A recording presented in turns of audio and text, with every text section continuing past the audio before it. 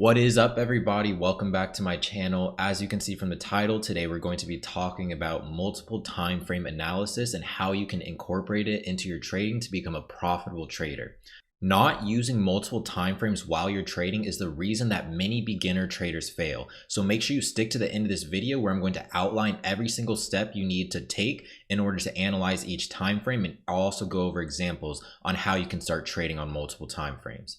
All right, so briefly before we actually start looking into charts and how to actually trade, I'm going to outline the different types of time frames that you want to look at while you're trading. So right now I have three different time frames that I'm looking at when I'm entering a trade. You have the entry time frame, the trading time frame, and the trend time frame. And the way that this works is that you have a higher time frame, which is your trend time frame, where you're going to analyze the direction of the market.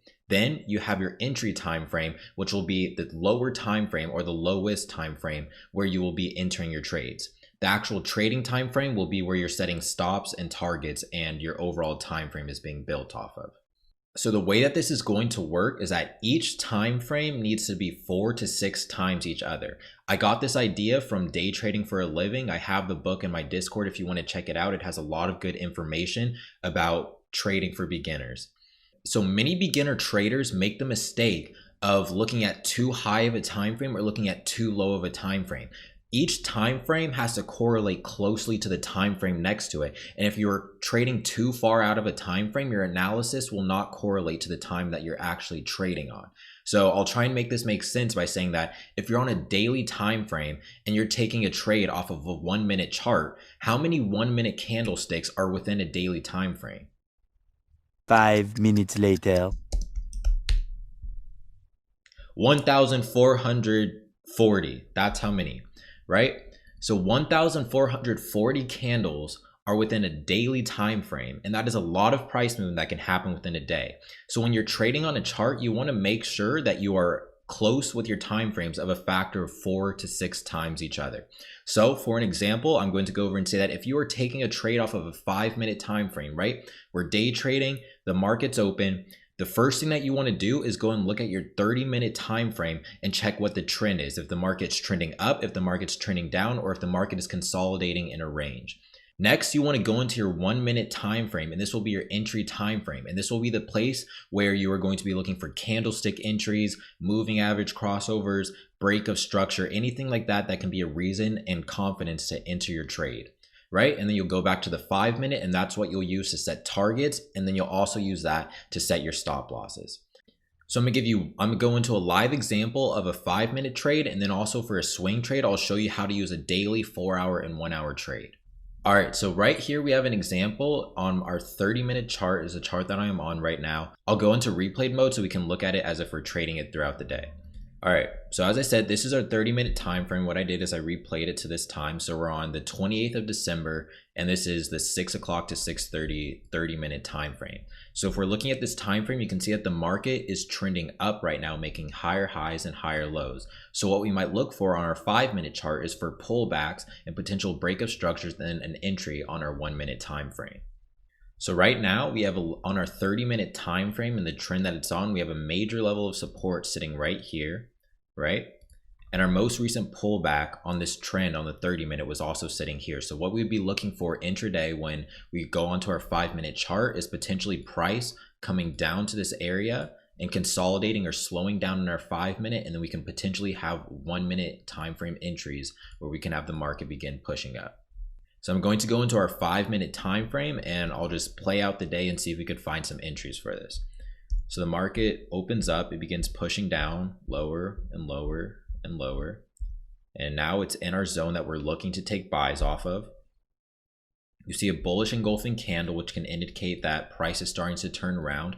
We'll go into our 1 minute time frame and begin looking for entries.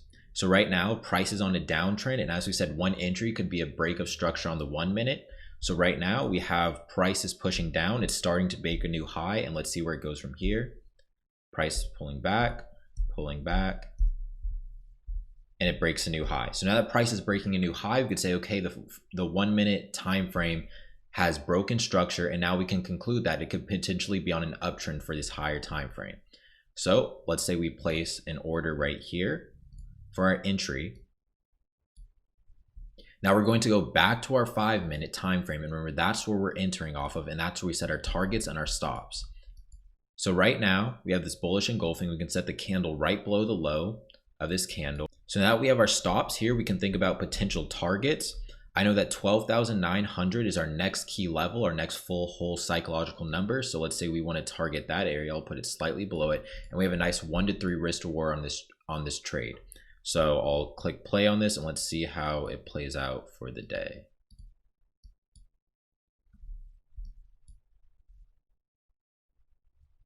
A lot of consolidation. Price looks like it's retracing. Holding, and take profit hit. This trade lasted a little bit longer than expected, but that's what happens when you have a longer term outlook. We could have just also targeted high of day, and we would have had a 1 to 1.3 risk reward ratio. Now I'm also going to go into a higher time frame and show you what a potential swing trade could look like for this as well. All right, right now I'm on a 4-hour time frame, and this is your chance to maybe pause the video and see that now I am trading off the 4-hour time frame. So what would be my trend following time frame, and what would be my entry following time frame? I'll give you a second to pause the video and see what you want. All right, now that you're back, we're on the 4-hour time frame. So 4 to 6 times the time frame, what would give us a comfortable number to be able to trade off, right? For our trending time frame. Our trending time frame could be 6 times that amount. So 6 times 4 gives us 24 hours, which equals a daily chart. I am the one, the way your son don't need a... Right? So we can use our daily chart for a trend following time frame. And if we want an entry time frame, we can do 4 hours divided by 4 because we're going into a smaller time frame. And that would give us an hourly chart for our entries. So right now I have us on replayed mode, and we're looking at the 9th of December. And we're looking for a potential pullback into this structure right here. So if we go into the daily time frame, you can see that price is on an uptrend, making higher highs and higher lows. So right now we're looking for a pullback to structure to this area, and we're looking for continuations in price to continue going up.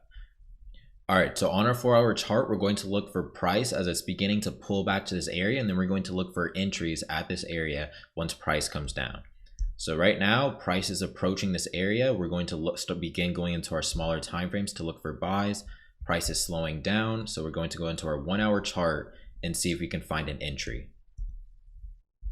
So price is pushing down, it's pushing down, it's pushing down. Okay, price has touched our area, and we get a bullish engulfing off this candle. So right now, we could go and click our entry here. We're going to go back to our 4-hour for stops. All right, so now on our 4-hour chart that we have an entry, I've said that we can get a 1-to-1 targeting this high, and we'll have our stops below this area, this most recent support structure. So let's let this trade play out and see what happens. So price pulls back again, we get a double bottom, and price continues pushing up. And just like that, our take profits hit. So before I conclude this video, I just want to show you how important it is that you look at multiple time frames, especially the higher time frame. Now, going into an hourly to take an entry every single time isn't always necessary, but it's always important that you look at a higher time frame to evaluate your trading decisions. Because right here, when price is pushing back aggressively on our 4-hour, how many beginner traders do you think would have started to begin shorting price? As it pulls back, they continue shorting it, and then price just absolutely reverses on them, and it gets stopped out if they even have a stop. By having looked at the daily chart and establishing that the trend is still on an upwards trend, you're able to establish a bias of where you expect the market to go. By using the hourly time frame, you're able to look more precisely at what the market's doing and how it's reacting to the certain levels. Right now, we were expecting price to come in and push off this support level. We saw a very strong bullish candle showing that buyers are stepping in, and on a smaller time frame, you're able to see what the market is deciding to do. And by looking at all of these 3 different time frames, you're able to make more informed decisions rather than just looking at one time frame and saying, okay, there's an aggressive sell-off, the market must be going down. No, instead you know that the market is still bullish and that price is actually just retracing, and you should be looking for higher time frames. All right, so this video is getting a little bit long. I might add another part 2 or continue on with this series of doing multiple time frame analysis because I have a lot more to say about this. But make sure you like and subscribe, and also comment any video ideas or questions that you want me to answer in my next videos. I'll be continuing to make more educational content that will hopefully help you guys become better traders. Also, before I go, make sure you check out my Discord. I have a whole entire getting started section, which outlines step by step everything you need to know, along with market terms, intro to stocks, and everything that you need to know in order to begin trading and investing.